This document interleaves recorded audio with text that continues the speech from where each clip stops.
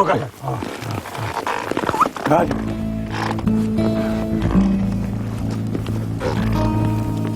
Ay.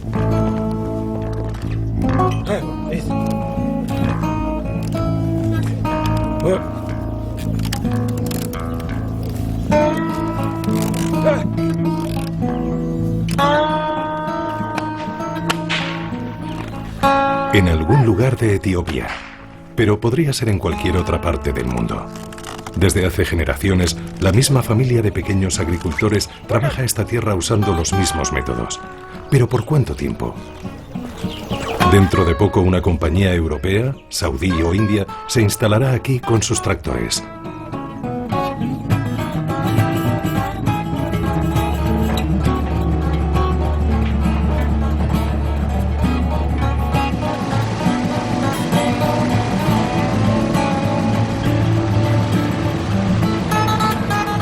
En los últimos años se ha iniciado una increíble carrera por hacerse con el control de tierras cultivables en todo el mundo. Ya han cambiado de manos 20 millones de hectáreas y en los próximos años decenas de millones de hectáreas seguirán la misma suerte. Es la moderna conquista de tierras nuevas, una película del oeste moderna y global en la que los vaqueros son inversores de países ricos y los indios los campesinos de países pobres. Lo que está en juego en esta batalla desigual es la creación de un nuevo orden agrícola mundial, con sus ganadores y perdedores.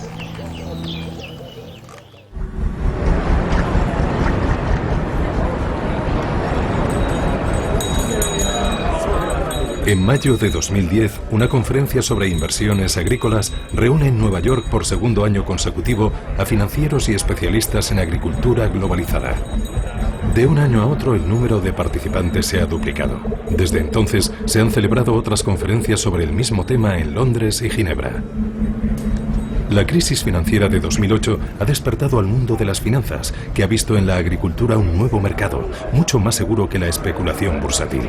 De ahí la importante afluencia de capital. Bienvenidos y gracias a todos por venir. Permítanme que les diga 2 o 3 cosas sobre ustedes. Según nuestro último recuento, proceden de 23 países distintos. Y las empresas que representan gestionan en total unos activos de 4 billones de dólares. Pero la cifra que de verdad nos impresiona son los 8 millones de hectáreas que gestionan en todo el mundo las personas y las empresas presentes en esta sala. En esta sala está representado todo el espectro de inversores. Y por la tribuna desfilan los pesos pesados del nuevo orden agrícola en construcción. Representantes de fondos de pensiones, de fondos de inversión, los gigantes del agronegocio, que son propietarios de miles de millones de hectáreas, y los líderes mundiales del comercio de cereales, que se lanzan a su vez a la agricultura. Y también bancos como el holandés Rabobank, una empresa líder a nivel mundial que ha creado un fondo especial para invertir en tierras agrícolas.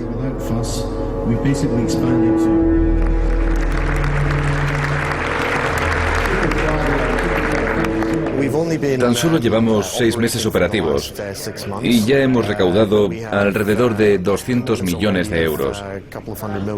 Ahora estamos buscando en qué tipo de activos invertir. Durante el descanso, los inversores grandes y pequeños hacen sus negocios que abarcan a todos los continentes.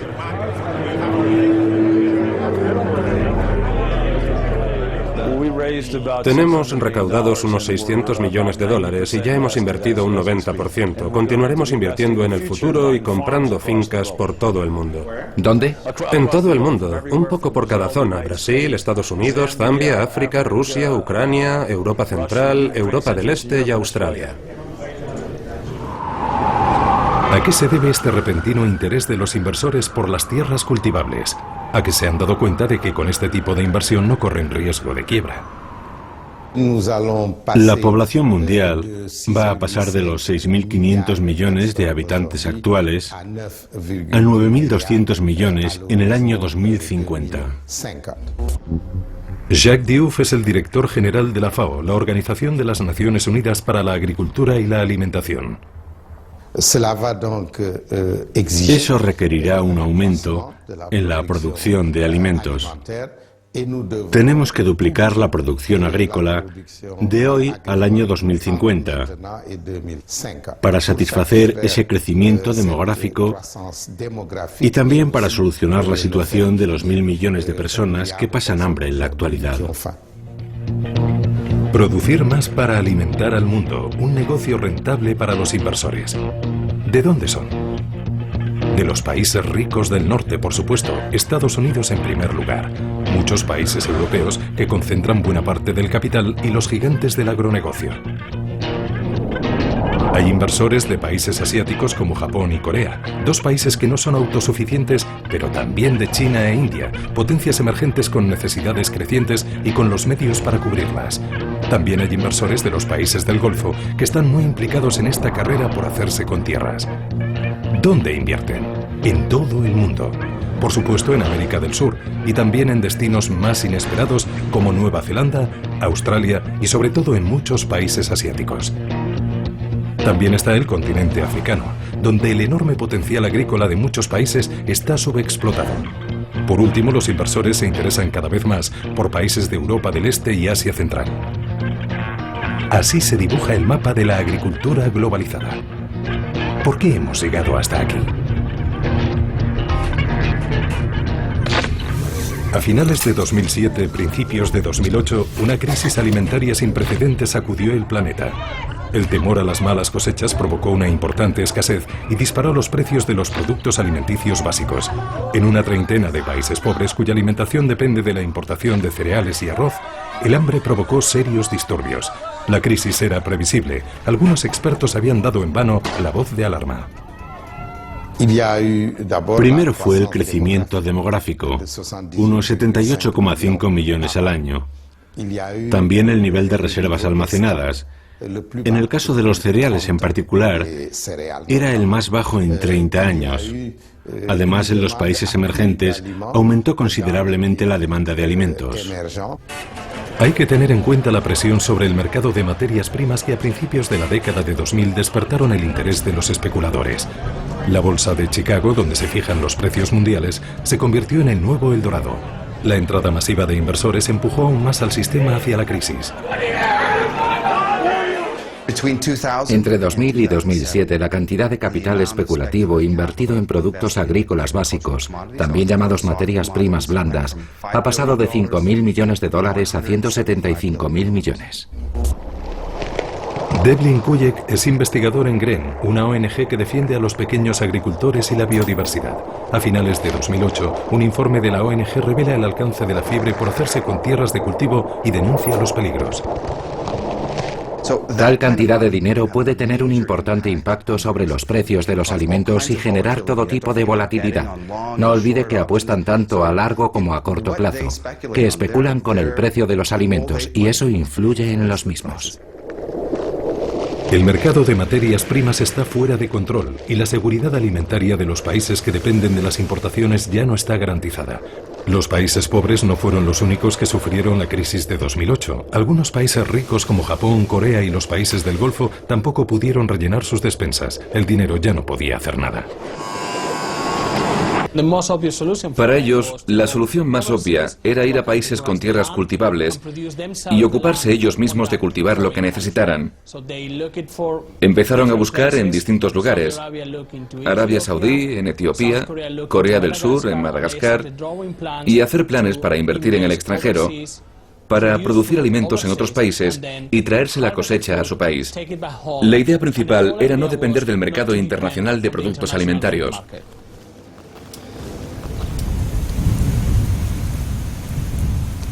Hay un país que está especialmente involucrado en esta carrera por hacerse con tierras cultivables. A diferencia de sus vecinos, ha conseguido desarrollar una agricultura capaz de alimentar a su población.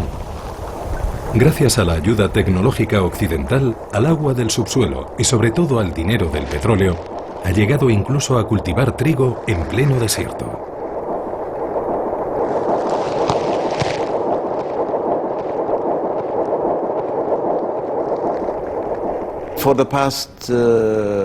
Desde hace 40 años, Arabia Saudí ha llevado a cabo una ambiciosa política de desarrollo agrícola. El doctor Fahad bin Abdulrahman Balgunaim es el ministro de Agricultura del Reino de Arabia Saudí. Como resultado de este esfuerzo, hemos llegado incluso al punto de convertirnos en exportadores de trigo, lo que se puede considerar un verdadero éxito en términos de producción. Pero al mismo tiempo, resulta preocupante cuando uno se da cuenta de que estamos agotando nuestros recursos hídricos. El agua del subsuelo de la península arábiga no es renovable y esta constatación tardía ha llevado al gobierno a exigir la paralización total del cultivo de trigo y forraje para el año 2016. Una medida de emergencia que, unida a la crisis de 2008, no ha hecho más que avivar aún más la preocupación del país por garantizar su seguridad alimentaria.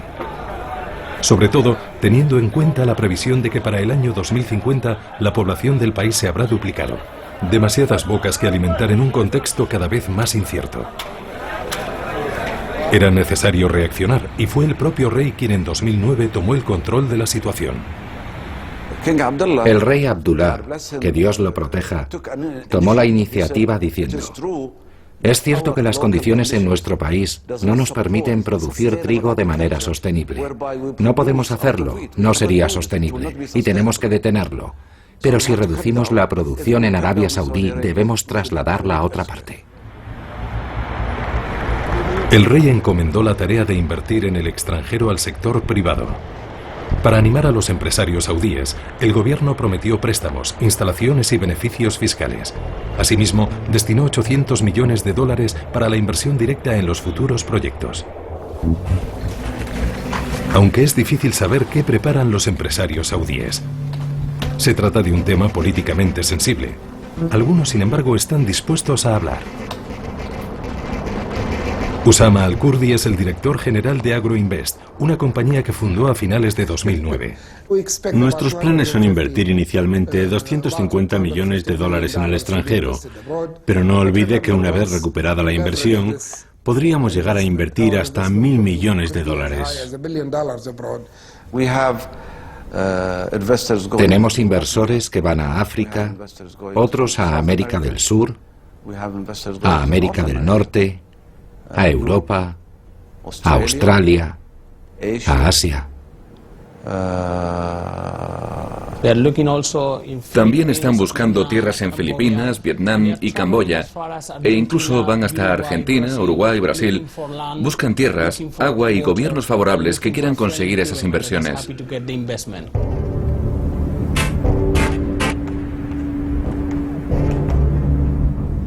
Etiopía es uno de los muchos países que buscan atraer a los inversores extranjeros. También es uno de los más pobres del mundo.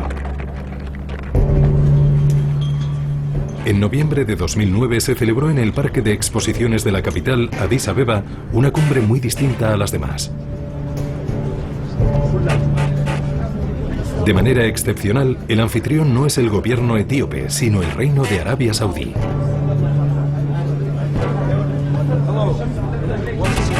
El maestro de ceremonias, el jeque Al-Hamoudi, es uno de los hombres más ricos del mundo. Empresario saudí de madre etíope, tiene numerosos intereses económicos en el país.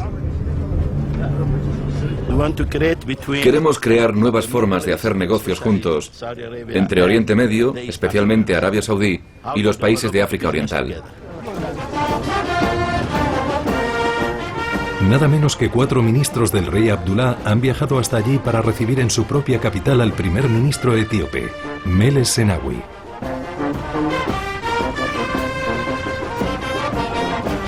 Y eso no es todo. Los saudíes también reciben a los líderes de otros 6 países del este de África: Somalia, Djibouti, Uganda, Ruanda, Tanzania y Kenia. Todos están impacientes por escuchar los proyectos agrícolas de Arabia Saudí en la región.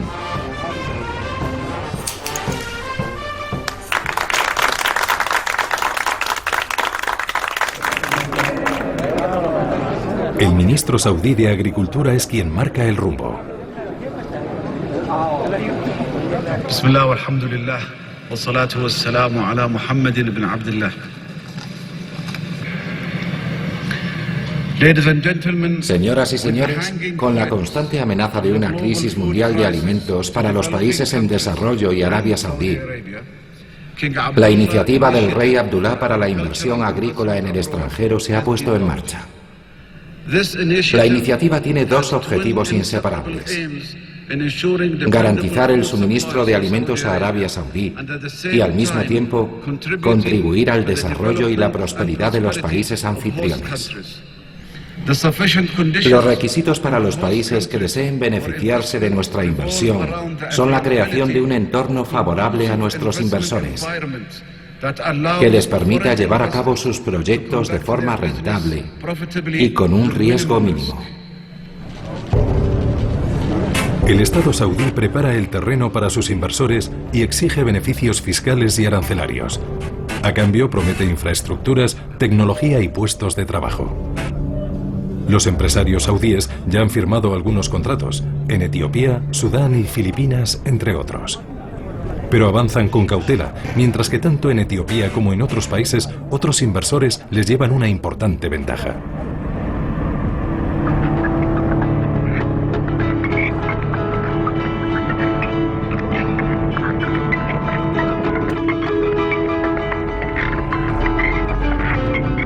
Ram Karuturi es uno de los principales inversores extranjeros en Etiopía. Este indio nacido en Bangalore llegó aquí con su esposa en 2004 con un proyecto original para entonces: cultivar rosas. Antes, en los años 50 y 60, eran las grandes multinacionales europeas y norteamericanas las que monopolizaban los recursos de los países africanos pobres. Era un dominio norte-sur, ahora es sur-sur.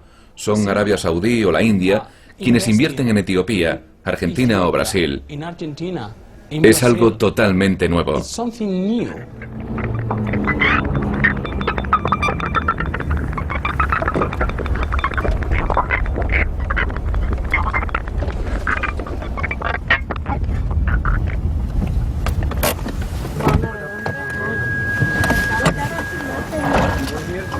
Karuturi es la encarnación de una nueva generación de empresarios de países emergentes. Son empresarios formados en Occidente y que se han despojado por completo de todo complejo de inferioridad. Tiene buena pinta.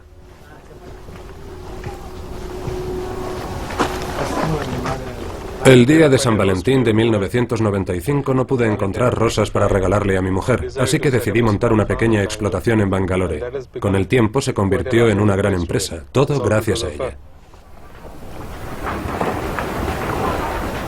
En unos pocos años, Karuturi logró levantar un imperio de rosas. Después de construir una primera explotación en Etiopía en 2004, compró otra en Kenia, antes de comenzar la construcción de esta, que pronto le convertirá en el mayor productor de rosas del mundo. Hay que hacer mejor las cosas. Ahí está la diferencia. Esta será la finca de cultivo de rosas más grande del mundo. Estamos construyendo 188 hectáreas de invernaderos, donde daremos trabajo a 6.500 personas, y cuando rinda a plena capacidad produciremos 1,5 millones de rosas al día.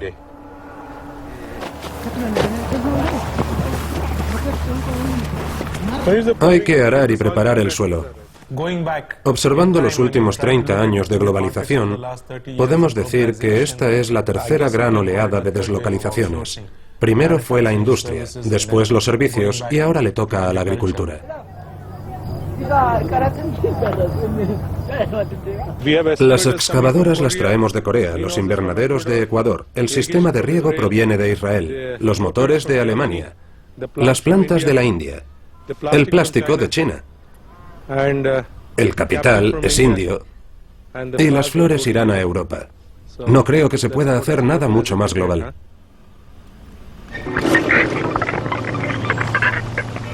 Las rosas de Karuturi se venden principalmente en supermercados de Francia, Alemania e Inglaterra. Y si eligió Etiopía es porque el gobierno etíope comparte su misma opinión sobre la globalización. En un momento en el que el mundo se ha convertido en una aldea global, no se puede vivir aislado. Hay que formar parte del mundo. Gracias. El doctor Aber Aderesa es el ministro etíope de Agricultura y Desarrollo Rural. Listo. Es preciso compartir los conocimientos y la experiencia con el resto del mundo. De lo contrario, no se está presente en los mercados. Si se cierra la puerta y no se tiene acceso a la tecnología ni a la información, no se puede competir a nivel mundial. En Etiopía el poder se concentra en un solo partido. La prensa y la oposición están silenciadas. Pero en los últimos años el país está en pleno boom económico, con una tasa de crecimiento promedio de un 7% anual. El gobierno de Meles Zenawi, en el poder desde hace 15 años, se lanzó a una política de desarrollo decididamente liberal. El centro de la capital, Addis Abeba, es una gran cantera a cielo abierto. Una bolsa de materias primas también abrió sus puertas en el año 2008.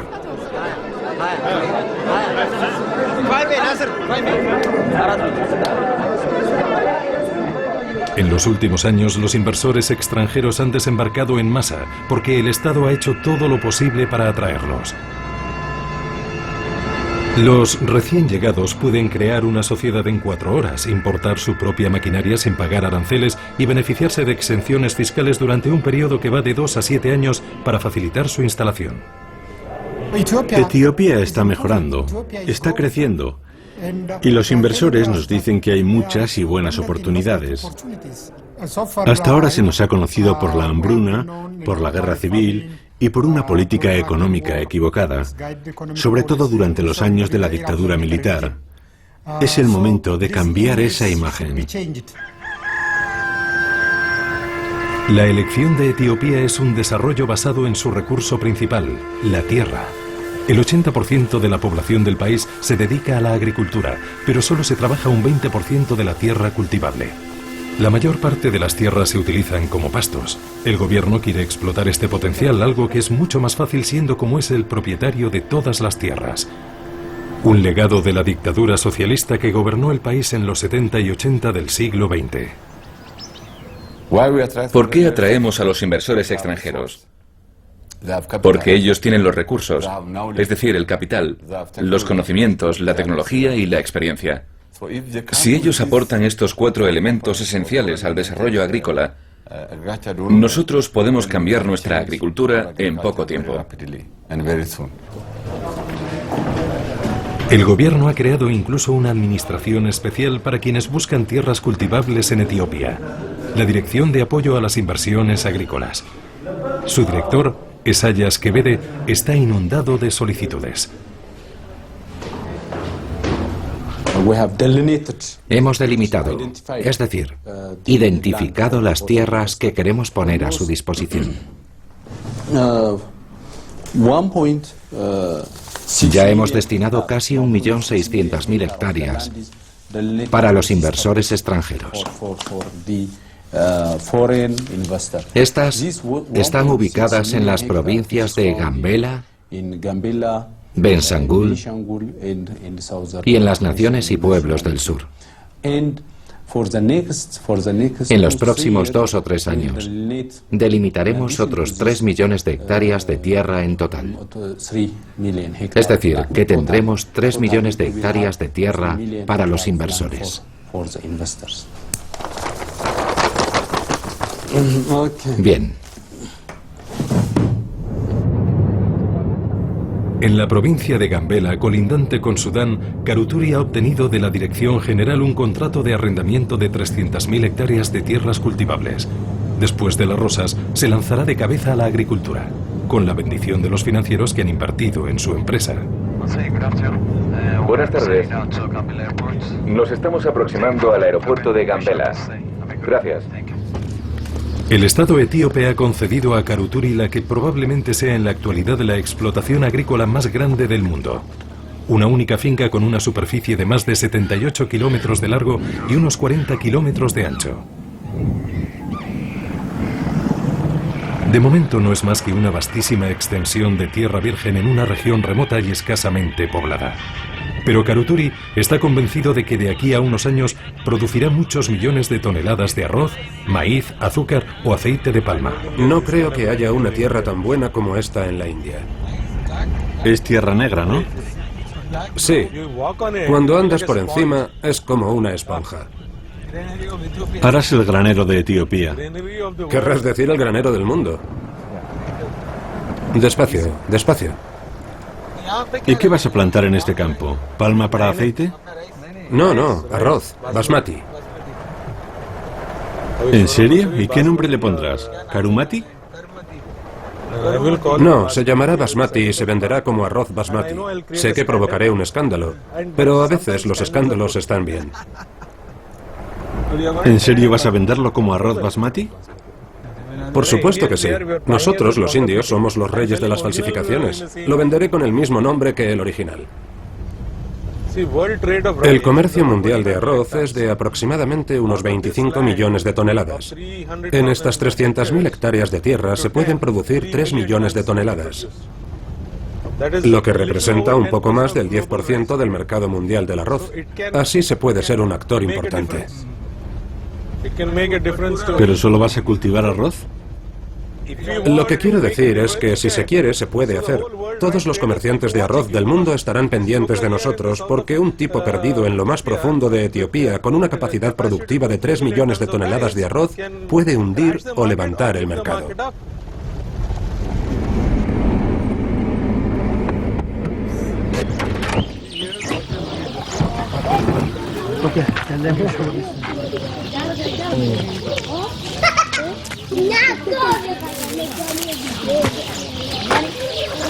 En la explotación de Karuturi hay 4 aldeas.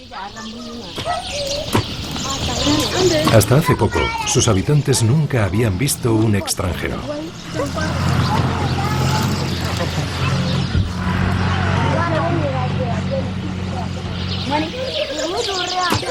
¿Esta es nuestra tierra? Por supuesto. Todo esto es nuestra tierra. El río no está lejos. ¿Y eso también es nuestro? Sí, ya te lo he dicho. Todo lo que ves es nuestro. Eso es el semillero. Van muy deprisa, esto no está bien. Hay que tratar de mantener una cierta calidad. En total tenemos 5 millones de plantas de palma de aceite. Ahora estamos en proceso de traerlas hasta aquí, lo que esperamos que nos lleve otros 2 meses. Nos hará falta un semillero que sea 10 veces esto. Desde aquí tiene una vista maravillosa. Fíjese en el meandro que hace el río. Lo que vayamos a exportar lo embarcaremos en pequeñas barcazas hacia el sur de Sudán, el norte de Sudán y a Port Sudán, y de allí al tipo que me lo pague. Vendo a los mercados internacionales. El aceite de palma es una materia prima, ¿no? Así que lo venderemos a las bolsas de materias primas y puede terminar en cualquier parte del mundo, en China, en la India.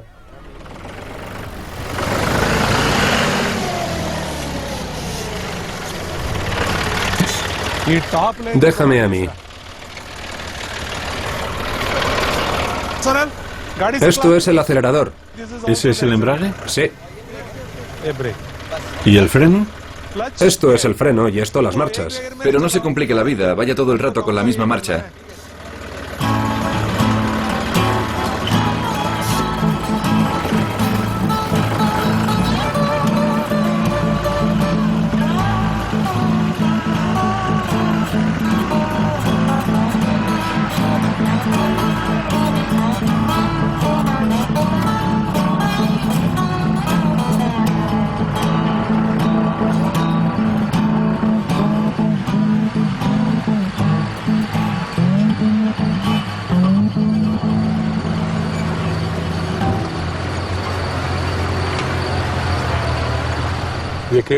Aquí estamos haciendo historia. Es una tierra que nunca se ha trabajado desde que Dios la creó. Es un territorio virgen. Es oro verde, ya sabe a qué me refiero. Es oro verde.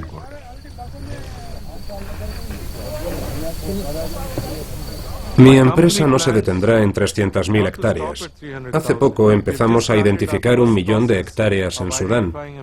Para el próximo año empezaremos también a trabajar allí. No cultivaremos solo 300.000 hectáreas, sino muchas más. Queremos producir para alimentar al mundo. ¿Y por qué no? Alguien tiene que hacerlo.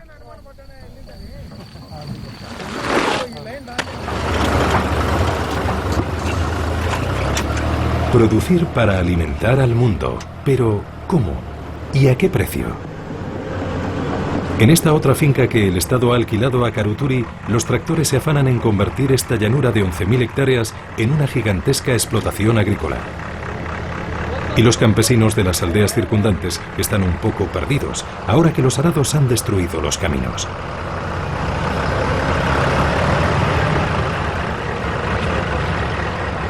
Los indios se han comprometido a reconstruir un camino, pero lo que preocupa a los habitantes de estas aldeas es otra cosa.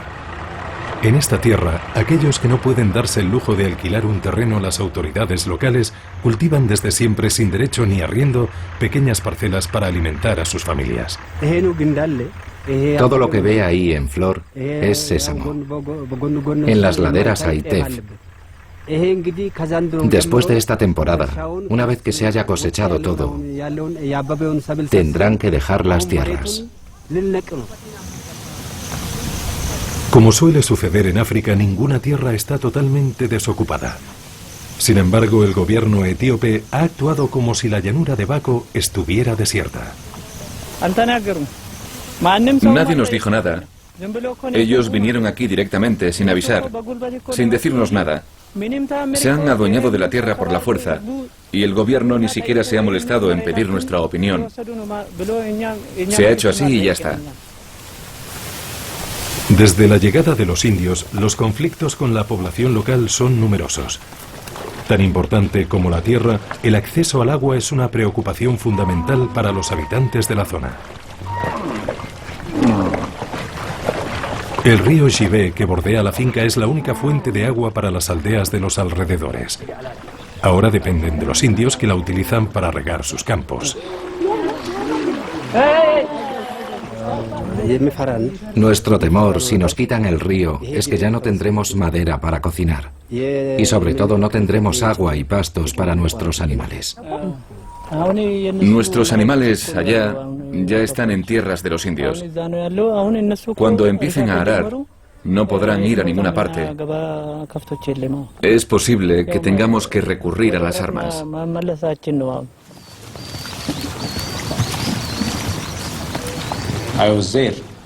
He ido a Bako por lo menos 2 o 3 veces y puedo asegurarles que Karuturi cultiva en la región sin problemas y sin conflictos.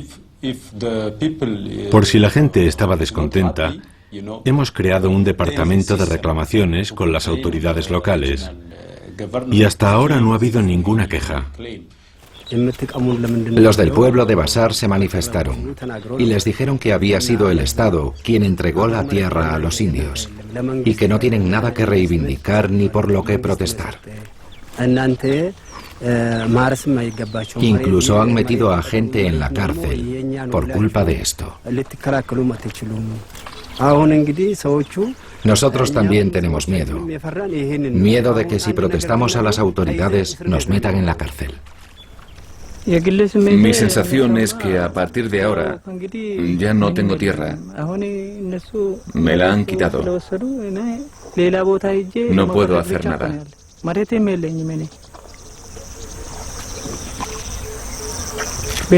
En mi familia somos 11 personas. Los voy a dejar. Me voy a marchar. Porque de todos modos, no nos podemos quejar al Estado. Los indios nos dicen, ha sido vuestro gobierno el que nos ha dado las tierras.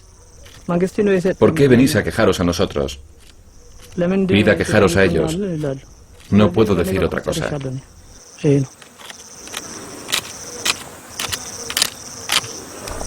¿Qué peso tienen unos modestos ganaderos frente a los grandes intereses que los superan? A medida que avance la conquista de las tierras agrícolas, millones de personas como ellos podrían correr la misma suerte.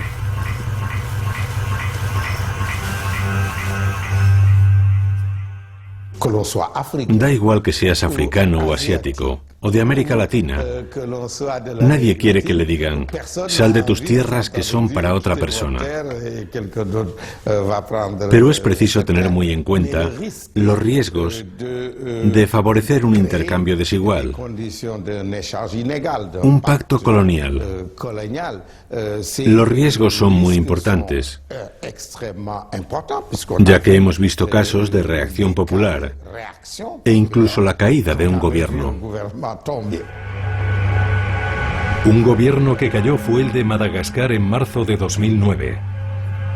Poco antes la población se había enterado de que la multinacional surcoreana Daewoo había firmado con total discreción un acuerdo con el presidente Ravalomanana. Era un acuerdo que le permitía explotar 1.300.000 hectáreas de tierra, el equivalente a la mitad de las tierras cultivables del país. Javier Blas, periodista del Financial Times londinense y especialista en materias primas, fue quien lo hizo público.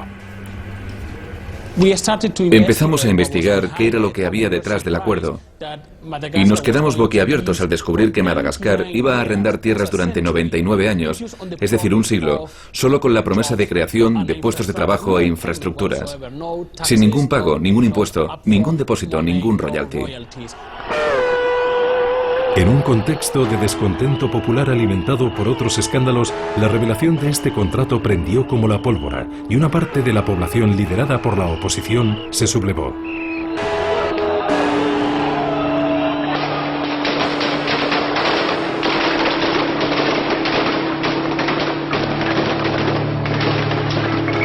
Tras mes y medio de manifestaciones y decenas de muertos a manos del régimen, el ejército se unió a la oposición.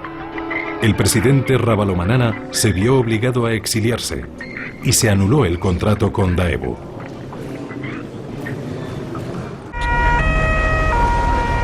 ¿Cómo hacer para que los contratos de las tierras cultivables no beneficien únicamente a los inversores?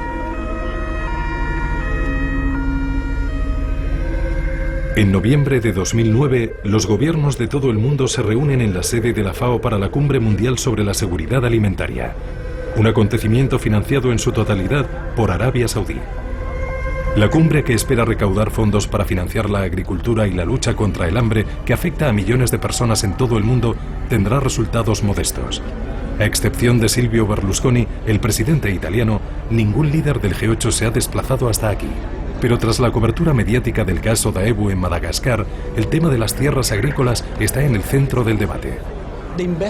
La inversión en tierras agrícolas crea un gran problema para los responsables de desarrollo de las Naciones Unidas. Llevan 30 años suplicando que se invierta en la agricultura, y eso es lo que está sucediendo hoy. Solo que no es el tipo de inversión que quieren. Al otro lado de la calle, delante de la sede de la FAO, las organizaciones de defensa de los pequeños campesinos intentan, como buenamente pueden, presionar a los congresistas. Una frase se repite de boca en boca y describe con razón o sin ella lo que está ocurriendo. Apropiación de tierras. La mayoría de sus promotores ha presentado la apropiación de tierras como la solución a la crisis alimentaria, como la manera de garantizar la seguridad alimentaria. Pero creo que esta no es la solución a la crisis alimentaria y no hará más que empeorar la situación. Soy representante de Monsanto, de las multinacionales. En todos los casos practican la agricultura industrial destinada a la exportación. Utilizan muchos organismos modificados genéticamente, energías fósiles, fertilizantes y maquinaria. Y es precisamente este tipo de agricultura la causa de la crisis alimentaria.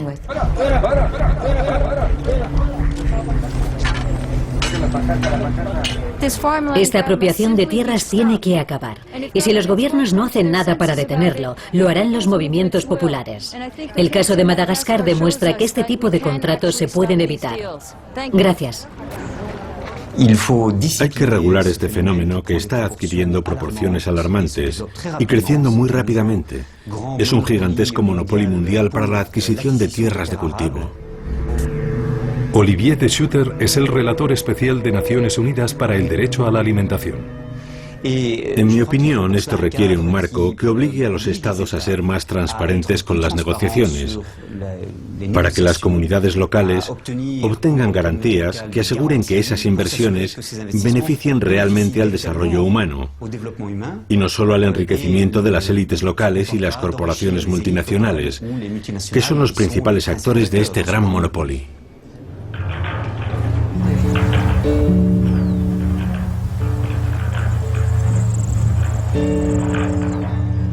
Desde hace 2 años se viene debatiendo el establecimiento de un código de conducta para los inversores, pero este código todavía no ha visto la luz. Aún así, ¿han podido los gobiernos de países pobres como Etiopía permitirse realmente el lujo de imponer sus condiciones? Y si es así, ¿trabajan por el bien de la población o por el de unos pocos? Para averiguarlo, sería necesario tener acceso a los contratos, pero en eso ni los estados ni las empresas dan muestras de transparencia. Un contrato para un yacimiento petrolífero o una mina sería así de gordo. Sería un documento larguísimo, muy detallado, con gran cantidad de jerga jurídica para cubrir todas las eventualidades. Sin embargo, algunos de estos contratos sobre las tierras solo tienen 2 páginas. Esta falta de precisión dice mucho acerca de cómo se hacen esos contratos.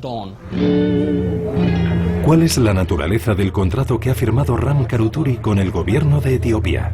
¿Se ha comprometido a determinadas contrapartidas, especialmente para la población local?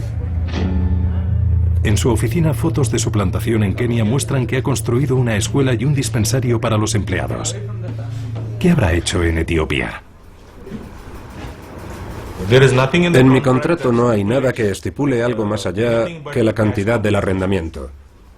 El gobierno etíope solo espera de nosotros el pago del arrendamiento en metálico, y eso es lo que hacemos. No hay ningún quid pro quo que deje lugar a ambigüedades o abusos. Nada dice que tengamos que crear 10.000 puestos de trabajo o construir hospitales y escuelas con los complicados detalles que siempre darán pie a que alguien diga que la habitación tiene que ser 1 pulgada más grande o medio centímetro más pequeña. O sea que en su contrato no hay nada de eso. No, nada. Pero lo haremos de todos modos porque es nuestra filosofía. Además de las 300.000 hectáreas que ha obtenido en Gambela, Karuturi tiene una finca de 11.000 hectáreas en Bako, a 4 horas en coche al suroeste de Addis Abeba.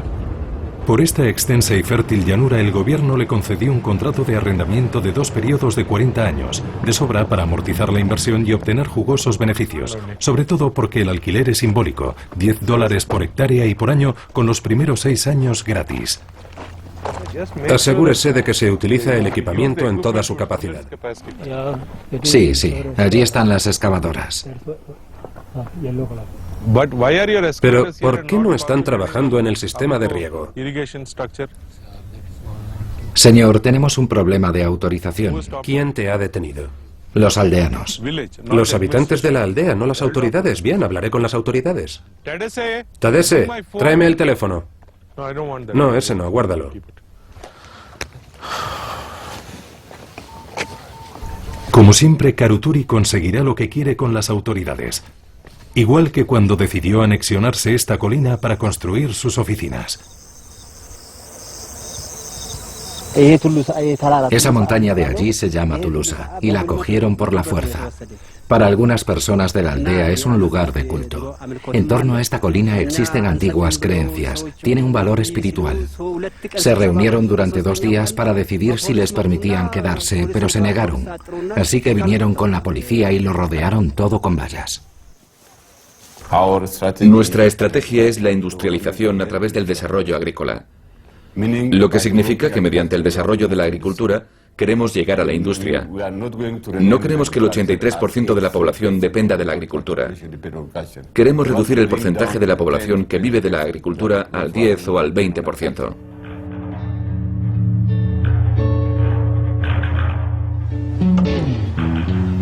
La industrialización y la urbanización como modelo de desarrollo no resulta muy original. ¿Pero es esta la solución para sacar de la pobreza a Etiopía? ¿Un país donde toda la población pasa hambre? En 2009, el Programa Mundial de Alimentos proporcionó asistencia a 13 millones de etíopes, mientras que el país cuenta con tierras más que suficientes para alimentar a su población. El hambre se deja sentir incluso en Bako, a las puertas de la explotación de Karuturi. La mayor parte de los agricultores no tiene los medios para arrendar al gobierno local las tierras que les permita alimentar a sus familias. Algunos cultivan terrenos ilegalmente en la llanura que se asignó a los indios. El señor Okuma tiene arrendada una pequeña parcela, pero con 9 hijos no alcanza a alimentar a toda la familia. Aquí todas las familias reciben ayuda alimentaria, excepto los más ricos. Es para los pobres como yo, como nosotros. Nos beneficiamos unas 200 personas.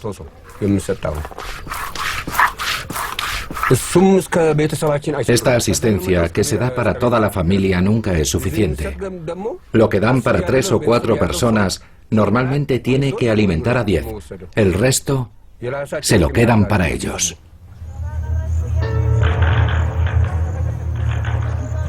¿Permitirá la masiva afluencia de inversores solucionar el hambre en Etiopía?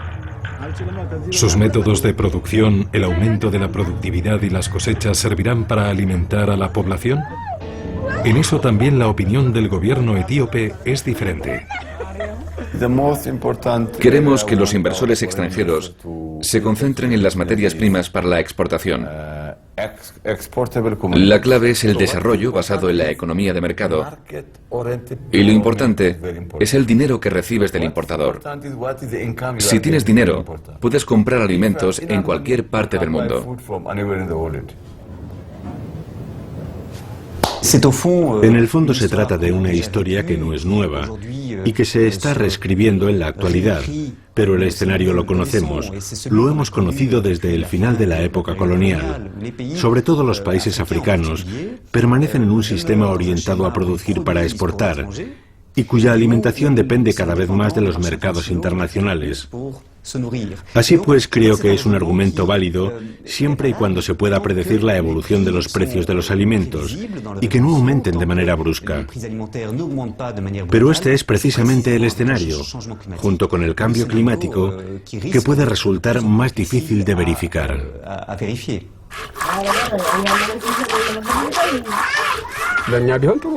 A nosotros nos encantaría que el maíz de los indios se quedara aquí. ¿Cree que no nos gustaría? Yo creo que sí, podríamos comprarlo cuando tuviéramos hambre, en lugar de que se vaya a otro país. Pero no sabemos qué van a hacer. En cualquier caso, en lugar de depender de la ayuda alimentaria, preferiríamos poder comprarla, sobre todo cuando ese maíz se produce aquí. ¿Qué hará Ram Karuturi con los millones de toneladas de alimentos que pronto producirá? En su contrato nada le obliga a producir para Etiopía. Tampoco hay nada que le obligue a exportar. Como buen empresario, ha hecho sus cálculos. Nosotros preferimos vender en los mercados nacionales. Además del aceite de palma que se destina a la exportación, nuestros cereales se destinan, y seguiremos haciéndolo en el futuro, al mercado regional, sencillamente porque es lo más lógico. A fin de cuentas, es la misma estrategia, obtener el máximo beneficio por cada dólar invertido. En la actualidad y desde hace mucho tiempo, el mercado regional en África nos proporciona más dólares por tonelada que el mercado internacional. Aquí hay muchos clientes institucionales y también intermediarios privados. ¿También agencias de ayuda humanitaria? Sí, son clientes importantes. ¿Y están interesadas? Eso creo, sí.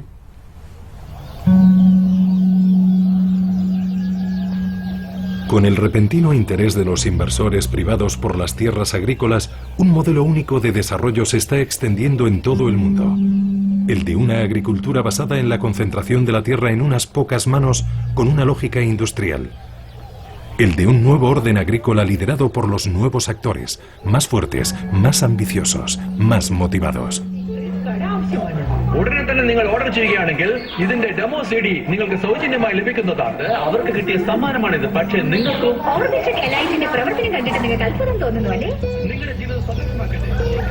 Es el modelo de una agricultura mundial en manos de los más ricos, en el que en el peor de los casos los pequeños agricultores se convierten en exiliados en su propia tierra y en el mejor, en jornaleros del campo que trabajan a destajo.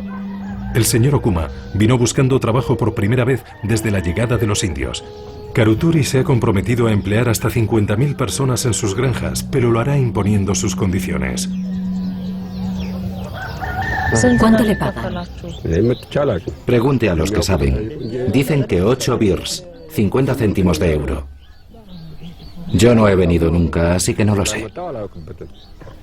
Cuando llegaron los indios nos prometieron 25 birrs por persona y día, pero la verdad es que solo pagan 7 u 8 birrs diarios, que es mucho menos de lo prometido.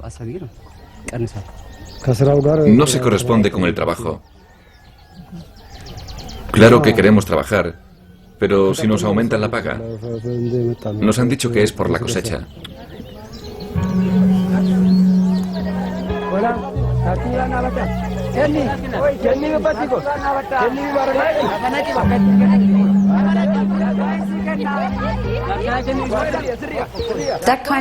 Para nosotros este tipo de modelo agrícola y de alimentación es muy peligroso.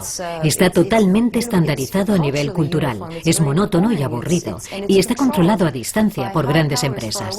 Es preciso descentralizar el poder, descentralizar nuestra forma de enfocar el desarrollo y permitir que la gente participe para que las comunidades puedan prosperar y mantener el control de sus recursos. Es la primera vez que recogemos la cosecha en esta finca. Hoy es el primer día de la primera cosecha. ¿Qué esperan? Adelante, empiecen. La satisfacción. Hoy en día las necesidades alimentarias del planeta están garantizadas principalmente por pequeños agricultores de todo el mundo. No son las multinacionales las que garantizan la seguridad alimentaria mundial. Creo que eso es un hecho que se debe tener en cuenta. Tú, por aquí. Y tú, ahí. Cámara, diles que se mantengan en línea. Hay que dar prioridad a la pequeña agricultura familiar porque, en primer lugar, es en el campo donde hay pobreza y la clave es no solo producir más, sino también aumentar los ingresos de los pequeños agricultores.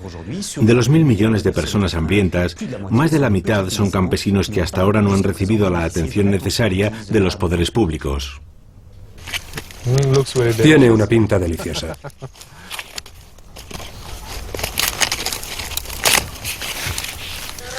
Me siento como cuando tuve a mi primer hijo. Eso es, sí, señor. El trabajo del amor. Hay que plantearse el tema de la alimentación de otra manera. Estamos entrando en un periodo en el que la cuestión del acceso a los alimentos es más urgente y difícil que nunca. Y tenemos que recapacitar sobre ello. Es hora de escuchar a las organizaciones de agricultores, ganaderos, pescadores, que desde hace décadas, por no decir generaciones, gritan que necesitan ayuda y que pueden alimentar al mundo, pero necesitan ayuda.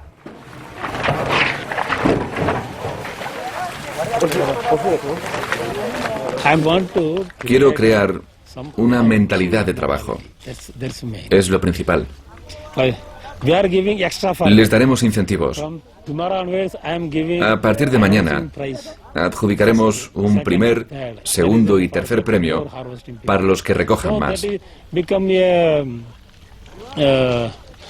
Para crear competencia entre ellos, y esos tendrán su bonificación.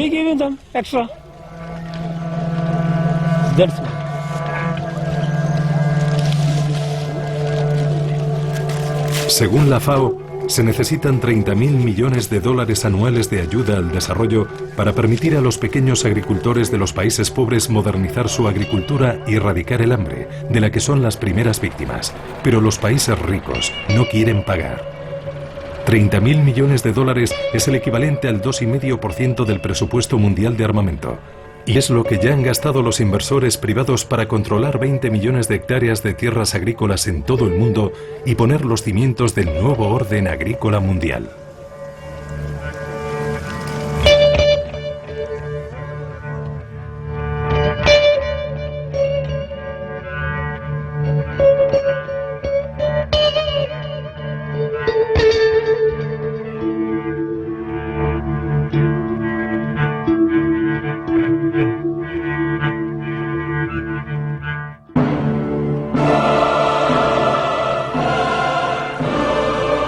Aquí, como veis, los jardines están todos hormigonados por la gente que guarda el pincho dentro, guarda la droga dentro, guarda tal. De una forma u otra, reconoces que tu peor enemigo eres tú mismo y entonces es el que tienes que apartar y tratar de transformar esa parte mala de ti.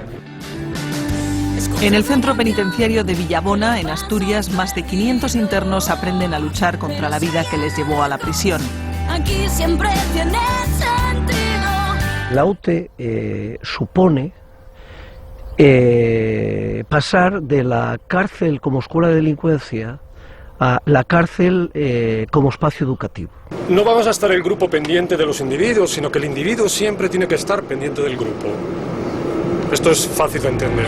Desde 1992, la Unidad Terapéutica Educativa es un modelo alternativo a la prisión convencional que ha reducido a la mitad la reincidencia de los presos. El hecho de tener que limpiar un espacio donde vives, de respetar un espacio que esté limpio, de respetar unas normas, de respetar a las personas con las que convives, es todo lo contrario a lo que hacíamos hasta la hora de entrar a la cárcel. A mí la UTE me dio humanidad. Me hizo aprender a volver a ser persona. Me devolvió todo aquello que un día mis padres me enseñaron y perdí por el camino. Enseñando a vivir en libertad, la próxima semana en Documentos TV.